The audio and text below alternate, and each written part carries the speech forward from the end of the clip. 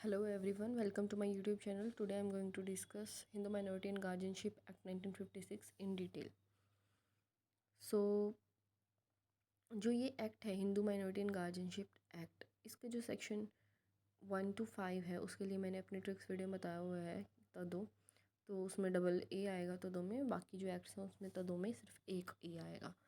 तो जो इसका शो टाइटल हो गया टी से शो टाइटल एंड एक्सटेंड, इसका मतलब क्या है कि जो फर्स्ट क्लोज में बोल रखा है कि जो हिंदू माइनॉरिटी और गार्जियनशिप एक्ट ये इसका टाइटल होगा, ठीक है। सेकंड में बोल रखा है ये ऑल इंडिया पे एप्लीकेबल होगा। ऑल इंडिया पे इसलिए ये JNK वाला एक्सेप्शन 2019 से हटा दिया गया है, ठीक है। तो इसका सेक्शन 2 क्या बोलता है, act to be supplemented act 8 of 1890, मतलब कि जो प्रोविज़न है इस एक्ट के वो जो गार्जियन एंड वार्ड एक्ट 1819 है उसके एडिशन में ऐड की गई है, ठीक है। उसके बाद जो सेक्शन थर्ड है, थर्ड सेक्शन क्या है, एप्लीकेशन ऑफ एक्ट, ठीक है। तो ये एक्ट किस किस पे अप्लाई है, हिंदूज़ पे अप्लाई है, ठीक है। फिर ये सब हमने बाकी के एक्ट्स में पढ़ा हुआ है, ठीक है। बुद्धिस्ट जैन सिख रिलीजन है वो भी हिंदू में आएंगे, ठीक है, उन सब पे ये अप्लाई करता है, इसको आप रीड कर लेना, ठीक है। सेक्शन 4 की फिर क्या है, डेफिनेशन क्लोज है। डेफिनेशन में क्या है, माइनर की डेफिनेशन, गार्जियन की डेफिनेशन, नेचुरल गार्जियन की सिंपल सिंपल सी डेफिनेशन है, गो थ्रू इट। उसके बाद सेक्शन 5 में क्या बोला हुआ है, over riding effect of act. Over riding का मतलब क्या है कि जो सेक्शन फर्स्ट है इसका जो क्लोज 1 है उसमें बोल रखा है कि अगर इस एक्ट के आने से पहले कोई लॉ एप्लीकेबल था उन्हीं सेम टॉपिक्स पे जो इस एक्ट में बताए गए हैं तो वो सारे सीज हो जाएंगे, क्योंकि उसके रिगार्डिंग लॉ इसमें बना दिया गया है। फिर जो सेकंड बी क्लोज है इसका, उसमें बोला हुआ है कि अगर कोई लॉ है इस एक्ट के आने से पहले एप्लीकेबल था बट वो इस एक्ट के आने के बाद इस एक्ट के इनकन्सिस्टेंट है तो वो भी क्या हो जाएगा, सीज हो जाएगा, ठीक है। फिर इसका जो सेक्शन 6 है उसमें बोला हुआ है natural guardian of Hindu minor, ठीक है। कौन होंगे नेचुरल गार्जियन हिंदू माइनर के, बोला हुआ है कि जो नेचुरल गार्जियन है, ठीक है, हिंदू माइनर के, मतलब जो पर्सन माइनर है हिंदू है उस पर्सन के रिगार्डिंग और उसकी प्रॉपर्टी के रिगार्डिंग, ठीक है, उसके रिगार्डिंग नेचुरल गार्जियन का बताया। सी, नेचुरल गार्जियन बोला हुआ है हिंदू माइनर का उसके प्रॉपर्टी के रिगार्डिंग, ठीक है। पहले तो किस केस का बोला हुआ है, पहला केस है बॉय और अनमैरिड गर्ल का, ठीक है। उसमें पहले फादर होगा नेचुरल गार्जियन, उसके बाद मदर हुई, ठीक है। इसमें नेचुरल गार्जियन तो first right is father, but इसका एक्सेप्शन क्या है कि जो कस्टडी होगी माइनर की वो जब तक उसकी 5 साल की एज कंप्लीट नहीं हो जाती वो मदर के साथ ही रहेगा, ठीक है। फिर जो इसका बी पार्ट है, बी पार्ट में इलेजिटिमेट बॉय और इलेजिटिमेट अनमैरिड गर्ल के बारे में बोला हुआ है कि गार्जियनशिप किसके पास होगी, उसकी गार्जियनशिप मदर के पास होगी, ठीक है, मदर के पास होगी और उसके बाद फादर के पास जाएगी। फिर मैरिड गर्ल की हस्बैंड के पास होगी, ठीक है। उसके बाद क्या बोला हुआ है, फिर इसके एक्सप्लेनेशन प्रोवाइजो में इसमें सिर्फ यही बोला हुआ है कि जो नेचुरल गार्जियन है माइनर का वो सीज हो जाएगा, क्योंकि वो नेचुरल गार्जियन नहीं रहेगा अगर वो हिंदू नहीं रहे और वो फाइनली रिनाउंस कर दे वर्ल्ड को, तो वो नेचुरल गार्जियन नहीं बन सकता, ठीक है, इन दो सिचुएशंस में। सो और ये जो नेचुरल गार्जियन है जो माइनर के रिगार्डिंग और प्रॉपर्टी के रिगार्डिंग है, इसमें जो प्रॉपर्टी है वो जो जॉइंट फैमिली प्रॉपर्टी है उसको एक्सक्लूड किया हुआ गया है, तो उसको हम एक्सेप्शन बोल सकते हैं, ठीक है।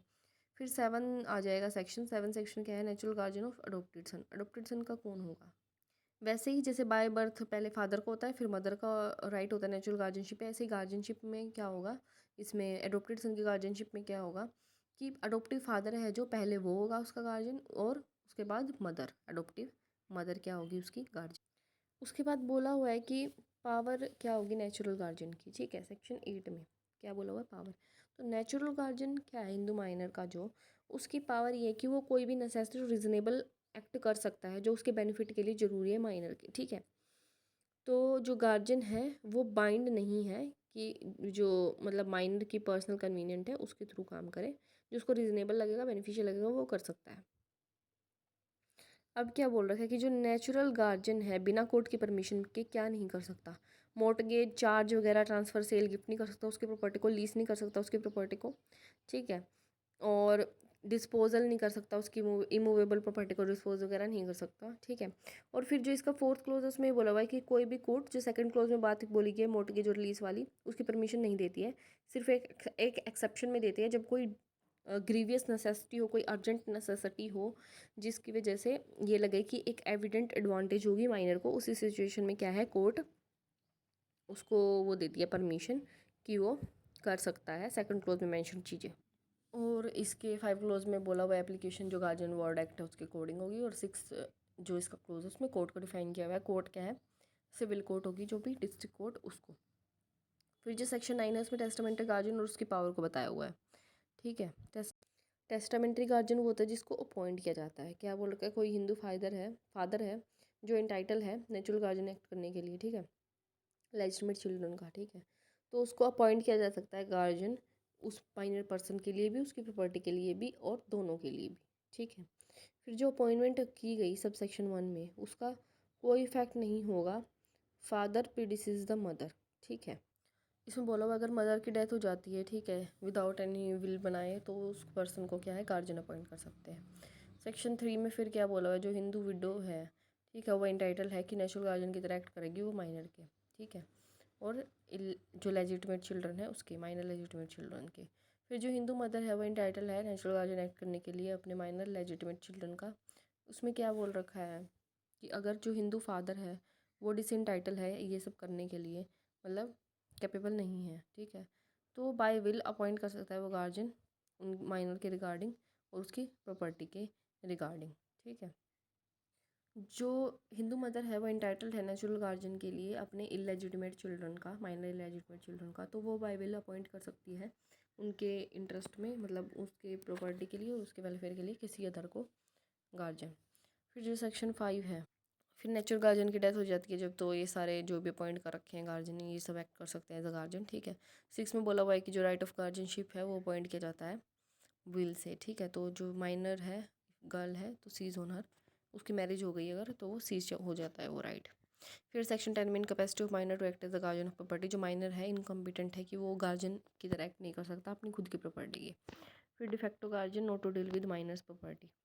डिफेक्टो मतलब वो गार्जियन जो एक पर्टिकुलर एक्ट करने के लिए गार्जियन बना है। ठीक है, तो इसमें ये बोला हुआ है कि कोई गार्जियन जो है जो डिफेक्टो है, ठीक है, गार्जियन है, वो डिस्पोज या डील नहीं कर सकता हिंदू माइनर की प्रॉपर्टी के साथ। फिर guardianship not to be appointed for minor's undivided interest in joint family property, section number 12। ठीक है, ये बोला हुआ है कि गार्जियन है जो वो अपॉइंट नहीं किया जा सकता माइनर की जो अनडिवाइडेड इंटरेस्ट की प्रॉपर्टी जॉइंट फैमिली प्रॉपर्टी है उसके रिगार्डिंग। ठीक है, बट वो प्रोवाइजो में बोला हुआ है कि ये सब कर सकता है अगर हाई कोर्ट अपॉइंट करे तो। फिर सेक्शन 13 में बोला हुआ है welfare of minor to be paramount consideration. ये बोल रखा है कि जो अपॉइंटमेंट और डिक्लेरेशन हो रही है गार्जियंस की हिंदू माइनर के रिगार्डिंग, उसमें वेलफेयर ऑफ जो माइनर है वो क्या है, पैरामाउंट कंसिडरेशन है कोर्ट के लिए। ठीक है, वो ज़रूरी है। फिर सेकंड क्लोज में बोला हुआ है कि no person shall be entitled guardianship by virtue of the provision of the act. मतलब ये बोला हुआ है कि अगर कोर्ट को ये लगे ना कि किसी की जो गार्जियनशिप है वो वेलफेयर में नहीं है माइनर के, तो उसको सीज कर सकता है। Thank you so much, keep show your love and do like subscribe my channel. For short trick you can watch my another video. Stay updated. Thank you so much.